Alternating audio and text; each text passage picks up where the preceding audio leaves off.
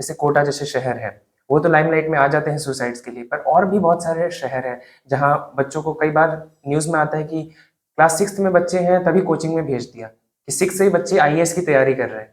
वो बड़ा भी नहीं हुआ, उसको आईएएस पता भी नहीं होगा, तब से वो तैयारी कर रहा है। अब एमएनआईटी में कल परसों का रिपोर्ट आया है, एक सुसाइड हुआ हमारे पास में। तो इसके बारे में बताइए, क्यों कर रहे हैं बच्चे सुसाइड्स?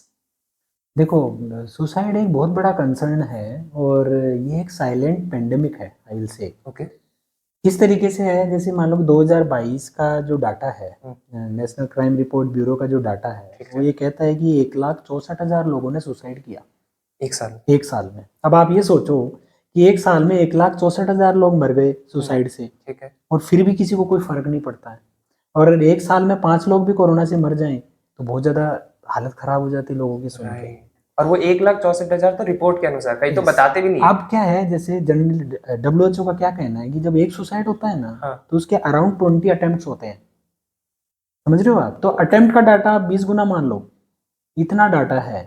ठीक है। तो ये तो कंप्लीट सुसाइड है जो 1,64,000 हुए हैं 2022 में। और हर साल जैसे 2021 का आप देखोगे लगभग 1,52,000 के आसपास है। तो हर साल 10,000 से बढ़ रहा है ये डाटा, और ये इश्यूज बढ़ ही रहे हैं। अब जैसे अगर अपन उन सिटीज़ में आते हैं जहाँ पे कॉम्पिटिटिव एग्जाम की तैयारी होती है, ठीक है। जैसे मान लो सीकर है हम्म, और कोटा कोटा है, है। यहाँ पे सबसे बड़ी प्रॉब्लम क्या है कि एक रेस सी चालू हो जाती है। और शुरू से ही हम बच्चे को ये फीड हो जाता है बच्चे के माइंड में कि अगर मैं पास होऊंगा तो मेरी वैल्यू है, हम्म। और अगर मैं पास नहीं होऊंगा तो मेरी कोई वैल्यू नहीं है ना? तो मान लो जैसे कि अगर कोटा 1 लाख लोग जाते हैं सही। तो सीट्स तो लिमिटेड है, बहुत, हाँ। 90,000 लोगों का सिलेक्शन नहीं होगा। नहीं होता। तो क्या वो वर्थलेस है? नहीं। नहीं है। तो यही सिखा के भेजा जाता है। एक क्या रहता है कि जैसे मान लो बच्चे का ये पेरेंट्स दिमाग में डाल देते हैं कि देखो, अगर आप 95% बनाते हो तो बहुत अच्छी बात है, हम्म। बस इतना बोल के छोड़ देते हैं। ठीक है। हाँ। वो ये नहीं बोलते हैं कि अगर कम भी आएगा तो कोई बात नहीं, राइट। इट्स ओके, ठीक है। है ना? परसेंटेज कुछ मैटर नहीं करते हैं। बच्चा क्या सोचता है कि अगर मेरे 95% आ गए ना तो मेरी वैल्यू है, नहीं तो कोई वैल्यू नहीं है। हम्म। जैसे उसके 94% भी आ जाते हैं ना, वो खुश नहीं होता। कुछ तो रह जाता है। खुश नहीं होता वो। हाँ। अब आप बताओ कि 94 और 95% में क्या डिफरेंस है? सिर्फ सोच का डिफरेंस है, राइट। और कोई डिफरेंस नहीं है। राइट। एक 12th के बच्चे के लिए क्या मायने रखता है उसका 89 आ रहा है, 90 आ रहा है, 95 आ रहा है, 99 आ रहा है? हम्म। बहुत क्लोज नंबर्स हैं, बहुत। लेकिन फिर भी उसके लिए बहुत वैल्यू हो जाती है। राइट। काफ़ी बच्चों को मैंने देखा है कि एक एक परसेंट डाउन होने से ही वो बहुत परेशान हो जाते हाँ। हैं। यहाँ मेरे मेरे पास काउंसलिंग के लिए आते हैं। ओके। तो शुरू से ही हम बच्चे के दिमाग में क्या डाल रहे हैं उस वो बहुत ज़्यादा मैटर करता है। राइट। दूसरा प्रॉब्लम सबसे बड़ा ये है कि हम बच्चे को अल्टरनेट ऑप्शन नहीं देते। जैसे मान लो मैं कोटा भेज रहा हूँ बच्चे को, ये कह के कि तेरे को डॉक्टर बनना है ना? हम उसको ये नहीं कहते कि भाई तू डॉक्टर नहीं बनेगा तो तेरे पास और क्या ऑप्शन है। हम्म। और ऑप्शन की बात ही नहीं करते हम। बात ही नहीं क्यों करते। नहीं देते आप उसको और ऑप्शन? बच्चा जाता है वहां पे, बच्चे के दिमाग में एक ही ये फीड रहता है कि मुझे डॉक्टर बनना है, अगर मैं डॉक्टर नहीं बना तो मेरी लाइफ तो खत्म है। राइट। कैसे खत्म है?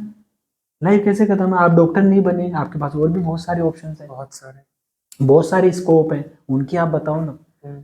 उनको आप बताओ कि आप सिविल सर्विसेज की तैयारी कर सकते हो, है ना? मेडिकल फील्ड में भी और भी बहुत सारे स्कोप हैं, उनकी आप तैयारी कर सकते हो। तो अनगिनत ऑप्शंस हैं, तो बच्चे के साथ पूरे ऑप्शन डिस्कस करने चाहिए, ना कि उसको एक टारगेट दे करके भेज देना चाहिए। राइट। टारगेट दो, लेकिन अल्टरनेटिव ऑप्शन देना बहुत जरूरी होता राइट। राइट। इसमें स्कूल का भी तो सर बहुत ज्यादा इम्पैक्ट रहता है। खासकर मैंने देखा है कि राजस्थान के स्कूलों में बच्चों को बहुत बुरी तरह मारा जाता है जब उनके नंबर थोड़े भी कम आ जाते हैं। मेरे को अपने क्लास 10th होगा शायद, उसमें 10th या 12th है, उसमें 9.5 आउट ऑफ 10 आने से भी असेंबली में खड़े करके बच्चों को मारा जा रहा था। तो ये कुछ अलग ही माइंडसेट क्रिएट किया जा रहा है बच्चों में। तो आई थिंक स्कूल भी बहुत ज्यादा इम्पैक्ट करता है। आपको क्या लगता है? देखो, परसेंटेज या जो ये स्कोर होते हैं इनके पीछे स्कूल वालों का तो ये रहता है ना कि अगर हमारे यहाँ से बेस्ट परसेंटेज आएगी हम्म। या 90+ परसेंटेज ज़्यादा से ज़्यादा बच्चों का आएगा, तो उनका स्कूल टॉप करेगा, राइट। उनका भी अपना कंपटीशन है हाँ, अदर स्कूल से, ठीक है। तो उनका टारगेट तो वो रहता है, हाँ, उनको बच्चे से तो मेरे को लगता नहीं है लेना देना है। सही बात है। और मुझे तो परसेंटेज का मतलब ही समझ में नहीं आया आज तक। ठीक है। भाई आपके क्लास में अगर 40 बच्चे हैं, हुँ, सबका IQ लगभग लगभग सेम ही होता ठीक है। है हाँ, ना? ऑलमोस्ट हाँ। हाँ, डिपेंड करता है कि बच्चे को कहाँ प्रॉब्लम हो रही है। जो बच्चा पीछे जा रहा है उसको कहीं ना कहीं प्रॉब्लम हो रही है, उस पर फोकस करना जरूरी है। मेरे पास इतने सारे कॉमन इश्यूज आते हैं, बच्चों के साथ बुलिंग हो रही है स्कूल में, हुँ, है ना? बच्चों को स्पेसिफिक लर्निंग डिसेबिलिटी है, हुँ, जिसके कोई कोई फोकस ही नहीं कर रहा। जैसे तारे जमीन पे मूवी हाँ, है, उसमें बच्चे को लर्निंग डिसलेक्सिया था, he is not able to read the hmm, words, right. But still parents बहुत ज़्यादा फोर्स कर रहे हुँ, थे, स्कूल बहुत ज़्यादा फोर्स कर रहा था, बाकी बच्चे बुलिंग कर रहे थे, वो बच्चा धीरे धीरे डिप्रेशन में जा रहा था, हुँ, है ना? तो हम बहुत बार बच्चे की प्रॉब्लम पे फोकस नहीं करके और डायरेक्टली उसको सिर्फ एक परसेंटेज समझ लेते हैं, वो राइट, सबसे बड़ी गलती है।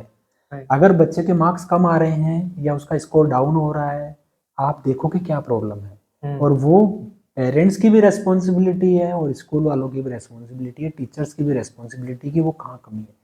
हम डायरेक्टली उस बच्चे को स्कोर से जज कर लेते हैं हुँ, हुँ, और उसके बेस पे हम उसकी पनिशमेंट डिसाइड कर लेते हैं। राइट। तो punishment is not a method. Hmm, hmm, okay.